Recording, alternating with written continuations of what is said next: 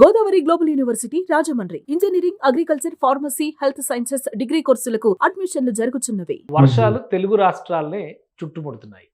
ఒకవైపు తీరం దాటింది తుఫాన్ అని చెబుతున్నప్పటికీ కూడా ఎడతెరిపి లేని వర్షాల అంశం మాత్రం ప్రజలను బెంబేలెత్తిస్తోంది. ప్రతిరోజు హైదరాబాద్ మహానగరంలో పరిస్థితి మాత్రం చినుకు పడితే వరద పరిస్థితి కనిపిస్తుంది. ఇంకా ఎన్ని రోజులు ఈ వాతావరణం ఇలానే కొనసాగుతుంది, దీనికి కారణం ఏంటి విశ్లేషించే ప్రయత్నం చేద్దాం. మనతో పాటు ఐఎండి హైదరాబాద్ వాతావరణ శాఖ అధికారి శ్రీనివాస్ గారు ఉన్నారు. శ్రీనివాస్ గారు నమస్తే. నమస్కారం. శ్రీనివాస్ గారు, వర్షాలంటే భయపడే పరిస్థితి వచ్చేసింది. ఎందుకంటే లాస్ట్ 10 days నుంచి చూస్తే ఒక్కరోజు కూడా ఎక్కడా కూడా విరామం ఇవ్వలేదు. కంటిన్యూ వర్షాలు పడుతూనే ఉన్నాయి. ఇంకా ఎన్ని రోజులు ఈ భయోత్పాతం అనేటువంటి ఆందోళనలో హైదరాబాద్ వాసులు అయితే ఉన్నారు. హైదరాబాద్ వెదర్ రిపోర్ట్ ఏంటి ప్రజెంట్? మనకి ఒకదాని తర్వాత ఒకటి అంటే మనకి యాక్చువల్ లాంగ్ గ్యాప్ వచ్చింది. మొదట్లో జూన్లో ఋతుపవనాలు ప్రవేశించిన తర్వాత మొదటి 3-4 రోజులు వర్షాలు పడిన తర్వాత ఇంచుమించు 40 days వరకు మనకి చాలా గ్యాప్ అంటూ వచ్చింది. ఆ గ్యాప్ లో మనం యాక్చువల్ లోటు వర్షపాతం -28% కూడా వెళ్ళిపోయాక మనకి జూలై లాస్ట్ వీక్ లో మనకి 2 అనుకూల పరిణామాలు ఏర్పడడం వల్ల జూలై లాస్ట్ వీక్ లో విస్తృతంగా వర్షాలు పడినాక ఆ 28% లోటు మనకి తీరిపోయి ఆగస్టు 1st కి +2% లోకి వెళ్ళాం. మళ్ళీ ఆగస్టు 1st తర్వాత మళ్ళీ 10 days మనకి రేంజ్ లేకగా మళ్ళీ -8%కి వెళ్ళిపోవడం జరిగింది. అయితే 13వ తారీఖున మనకి ఈ ఒక అనుకూల పరిణామం పశ్చిమ మధ్య బంగాళాఖాతంలో అల్పపీడన ప్రాంతం ఏర్పడటం, అది 2 రోజులు స్థిరంగా ఉండి మళ్ళీ తీరాన్ని దాటి మనకి వీకెండ్ అవ్వడం జరిగింది. దీనివల్ల 4-5 రోజులు వర్షాలు పడినాయి. ఆ అల్పపీడనం తీరాన్ని దాటిన వెంటనే మళ్ళీ అదే ప్రదేశంలో మరొక అల్పపీడనం మనకి 18వ తారీఖు నాడు ఏర్పడింది. మనకి 17వ తారీఖు ఏర్పడింది. 17వ తారీఖు ఏర్పడి నిన్నటికి అది బాగా బలపడి నిన్న ఈవినింగ్ కి మనకి వాయుగుండంగా కూడా మారింది. వాయుగుండంగా మారి ఈ రోజు ఉదయం అది కూడా తీరాన్ని దాటింది. అది కూడా మనకి దక్షిణ ఒడిస్సా ప్రాంతంలో తీరాన్ని దాటింది. తీరాన్ని దాటి గ్రాడ్యువల్ గా ఇది వీకెండ్ అవుతుంది. అయితే దీని ప్రభావంతో మనకి మొన్నటి నుంచి మళ్ళీ rains, very heavy rains, extremely heavy rains కూడా పడుతున్నాయి రాష్ట్ర వ్యాప్తంగా. ముఖ్యంగా మనకి ఉత్తర తెలంగాణ అలాగే ఈశాన్య తెలంగాణ జిల్లాల్లో అంటే మనకి జయశంకర్, భూపాలపల్లి, ములుగు, ఈ ఆదిలాబాదు, కుమరం భీం, మంచిర్యాల ఈ జిల్లాల్లో అయితే అత్యంత భారీ వర్షాలు మనకి 19 సెంటీమీటర్లు, 18 సెంటీమీటర్లు, 23 సెంటీమీటర్లు కూడా మొన్న రికార్డ్ అవ్వడం జరిగింది కుమరం భీం జిల్లాలోను. ఈ వర్షాలు గ్రాడ్యువల్ గా మనకి రేపటి నుంచి తగ్గే అవకాశం అయితే ఉంటుందండి.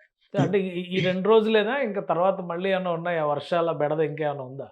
అంటే ప్రస్తుతం మనకి అంచనాల ప్రకారం అంటే ఏదైనా అల్పపీడనం ఏర్పడే పరిస్థితి ఉంటే మనకు ఒక 4-5 రోజుల ముందు మనకి తెలుస్తుందండి. అయితే ఈ మాన్సూన్ సీజన్ లో ఇలాంటివి మామూలే, మనకి ప్రతి నెల 2-3 ఏర్పడుతుంటాయి. అయితే మనకి జూన్ నెల, జూలై నెలలో చాలా తక్కువ. జూన్, జూలై నెలలో అంటే 50% ఆఫ్ మాన్సూన్ పీరియడ్ అయిపోయినప్పటికీ మనకి ఒకసారి అప్పుడు అవకాశం దొరికింది. యాక్చువల్లీ ఇవి చాలా అవసరము. వీటి వల్లే మనకి అంటే మాన్సూన్ పీరియడ్ మనకి 122 రోజులు అండి. 122 రోజుల్లో ప్రతిరోజు మనకి రెయిన్ పడదు. మన మీద ఋతుపవన గాలులు వెళ్తున్నప్పటికీ మనకి ఏదైనా ట్రిగ్గర్ మెకానిజం లాగా ఇలాంటి సినాప్టిక్ సిచ్యుయేషన్ అంటాం, సినాప్టిక్ ఫీచర్. ఈ సినాప్టిక్ ఫీచర్ ఏంటంటే మనకి ఏదైనా అల్పపీడనం కానీ అప్పర్ ఎయిర్ లో సైక్లోనిక్ సర్క్యులేషన్ కానీ ఏర్పడినప్పుడు మనకి ఈ మాన్సూన్ గాలుల యొక్క చురుకుదనం పెరిగి మన ల్యాండ్ మాస్ మీద మాయిశ్చర్ అక్యుములేషన్ పెరిగి క్లౌడ్ ఫార్మేషన్ జరిగి వర్షం పడతాయి. ఇలాంటి సినాప్టిక్ ఫీచర్స్ లేకపోతే మనకి మాన్సూన్ పీరియడ్ నడుస్తున్నప్పటికీ వర్షాలు ఇది వరకు చూసినట్టు సాయంత్రం సమయంలో క్యూములోనింబస్ మేఘాల వల్ల ఉన్నట్టుండి ఒక 1-2 గంటలు ఒకే ప్రదేశంలో కొంచెం భారీ వర్షం పడటము, మళ్ళీ మొన్నాడు గట్టిగా ఎండగాయడము, ఇలాంటి పరిస్థితి ఉంటుంది. అది అండి. ఇప్పుడు సర్ప్లస్ లోకి వచ్చామా? మరి మధ్యలో లోటు వచ్చింది, రెయిన్ ఫాల్ లోటు ఉంది అన్నారు కదా, ఇప్పుడు సర్ప్లస్ లోకి వచ్చింది. ఎందుకంటే 4 సర్ప్లస్ లోకి వచ్చామండి. ఈ రోజు మనకి +17% ఓవరాల్ 33 డిస్ట్రిక్ట్స్ యావరేజ్ మనం ఈ రోజుకి +17 కి చేరుకున్నాము. అయితే కొన్ని డిస్ట్రిక్ట్స్ ఇంకా కొంచెం నెగిటివ్ ఉన్నాయి. అంటే మనకి నిర్మల్ డిస్ట్రిక్ట్ ఇంకా -40% లో ఉంది. దానికి కారణం ఏంటంటే మనకి యాక్చువల్ ఆదిలాబాద్, నిర్మల్, కుమరం భీం ఈ ప్రాంతంలో యావరేజ్ రెయిన్ ఫాలే చాలా ఎక్కువ ఉంటుంది. అంటే జనరల్ గా రెయినీ సీజన్ లో ఈ డిస్ట్రిక్ట్స్ లో ఆల్మోస్ట్ డైలీ రెయిన్ పడుతూ ఉంటుంది. అటువంటిది మనకి 40 రోజులు గ్యాప్ రావడం వల్ల ఈ వారం 10 రోజులు అక్కడ విస్తృతంగా వర్షాలు పడినప్పటికీ ఇంకా నిర్మల్ జిల్లా మనకి చాలా లోటులో ఉంది. మిగిలిన జిల్లాల్లో ఒక 2, 3 నిజామాబాద్ కూడా -3, నిర్మల్ -40 ఇంకా లోటులో ఉన్నాం. మనకి ఈ ప్రాంతంలో విస్తృతంగా వర్షాలు పడినప్పటికీ యాక్చువల్‌గా నార్త్ తెలంగాణలో ఇంకా చాలా ఎక్కువ పడుతుంటాయి. మనకి ఈ 10 రోజుల వర్షాలు ఎక్కువ పడినప్పటికీ మనం స్టిల్ అక్కడ కొద్దిగా లోటులో ఉన్నాము. మిగిలిన జిల్లాలో ఇప్పుడు అన్ని అల్పపీడనం తీరం దాటేసింది కాబట్టి ఓన్లీ తెలంగాణ పైన ఈ వర్షాల ప్రభావం ఉంటుందా? అటు ఆంధ్ర జిల్లాల్లో కూడా పడే ఛాన్సెస్ ఉన్నాయా? ఆంధ్ర, ఒరిస్సా, తెలంగాణ అలాగే విదర్భ ఇది 4, 5 స్టేట్ల మీద ఉంటుందండి ప్రభావం. ఇప్పుడు ఆంధ్రాలో కూడా విస్తారంగా వర్షాలుంటాయి ఈరోజు, రేపు. రేపటికి గ్రాడ్యువల్ గా అన్ని చోట్ల తగ్గడం ప్రారంభిస్తుంది. ఇది సౌత్ ఒడిస్సా దగ్గర తీరాన్ని దాటింది. అయితే ఇది కొంచెం ఇంటెన్సిఫై అయ్యి మనకి వాయుగుండంగా కూడా మారింది కాబట్టి దీని ప్రభావం మనకి 13వ తారీఖు నాటి అల్పపీడనం కంటే కొంచెం ఎక్కువే ఉంది. ఏరియా ఆఫ్ ఎఫెక్ట్ కూడా చాలా ఎక్కువ దీనికి. ఇప్పుడు ఒడిస్సా రాష్ట్రంలోనూ దీని ప్రభావం ఉంది, ఆంధ్రప్రదేశ్ లో ఉంది, తెలంగాణలో ఉంది, మధ్యప్రదేశ్ లోని కొంత పార్ట్, ఇవన్నీ కూడా దీని వల్ల విస్తృతంగా వర్షాలు పొందడం జరిగింది. ఇప్పుడు ఆల్రెడీ రివర్స్ నదులన్నీ కూడా బాగా భారీగా పొంగి పొర్లుతున్న పరిస్థితి ఉంది. ఈ వర్షాల వలన మరింత ప్రభావం నదులలో నీటి మట్టాలు పెరిగేటువంటి అవకాశం ఇంకా ఉంటుందా? ఉంటుందండి. ఈ రోజు కూడా మనం ఒక జిల్లాకి అత్యంత భారీ వర్షం అంటే 20 సెంటీమీటర్ల పైబడి కుమరంభీం జిల్లాలో ఈ రోజు కూడా రెయిన్ పడే అవకాశం ఉందని వార్నింగ్ ఇవ్వడం ఉంది.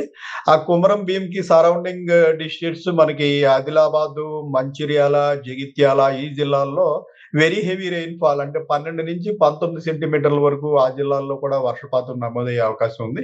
సో ఈ ప్రాంతంలో ఆల్రెడీ మనకి గత 5-6 రోజులు బట్టి విస్తృతంగా రోజు 15 సెంటీమీటర్లు 18 సెంటీమీటర్ల రీతిలో మనకి వర్షాలు పడుతున్నాయి ములుగు ఈ ప్రాంతం అంతా కూడా.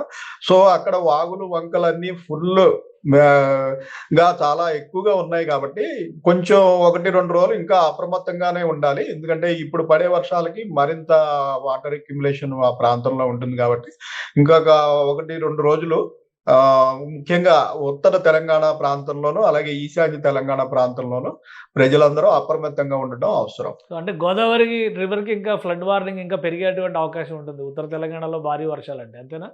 గోదావరి రివర్ కి అంటే మెయిన్ గా మనకి మహారాష్ట్ర ఈ క్యాచ్మెంట్ ఏరియా మహారాష్ట్ర, కర్ణాటకలో పడినా కూడా అంటే మనకి యాక్చువల్ ఈసారి జూన్, జూలైలో వర్షాలు మన దగ్గర ఎక్కువ పడకపోయినప్పటికీ వెస్ట్ కోస్ట్ పశ్చిమ తీరం మనకి గోదావరి, కృష్ణా నదులు ఎక్కడైతే పడతాయో అక్కడ విస్తృతంగా వర్షాలు పడటం వల్ల మనకి డెఫిసిట్ లో ఉన్నప్పుడే మనకి కృష్ణా నది బ్యారేజ్లన్నీ నిండిపోయే పరిస్థితిలోకి వచ్చాం మనము.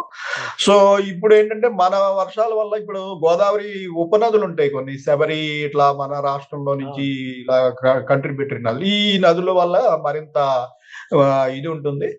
సో ఈ గోదావరి పరివాహక ప్రాంతంలోనూ అలాగే లోకల్ గా ఈ మనకి ఆదిలాబాద్, కుమరంభీం ప్రాంతంలో కొండ ప్రాంతాలు, అడవి ప్రాంతాలు కాబట్టి వాగులు వంకలు అనేవి ఉంటాయి. ఇవి ఏంటంటే సడన్ గా బర్స్ట్ అయ్యి ఎక్కడో 10-15 సెంటీమీటర్స్ రెయిన్ హిల్లీ రీజియన్ లో పడినప్పుడు సడన్ గా అవి బర్స్ట్ అవడం అంటూ ఉంటుంది.